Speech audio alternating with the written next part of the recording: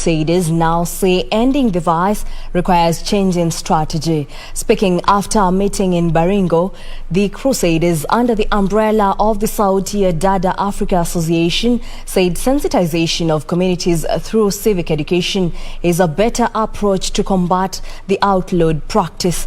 They said legal mechanisms have failed to address the matter as perpetrators go into hiding.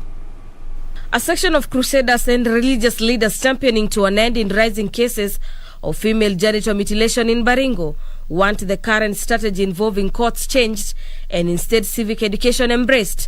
During a meeting by stakeholders in the race towards attaining a presidential directive to end the vice by 2022, the Crusaders said communities are still holding on to the culture. I think there is a disconnect between the policy, community, and even the law implementers. So basically, what we need to do at the moment, we need first of all to begin policy dialogues. Emotional attachments to these cultures, and therefore there's need for us to adopt a consultative, a collaborative approach where we have dialogue with these communities, because through this retrogressive vice is actually a cultural thing that dates back to several centuries ago.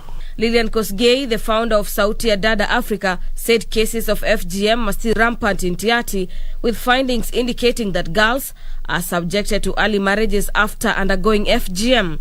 She said lack of funds to facilitate outreach programs is still a challenge.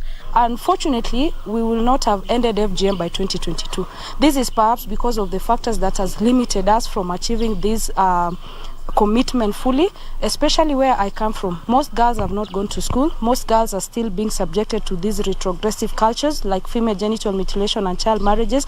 So the lack of this institution has really limited girls from achieving their dreams in life.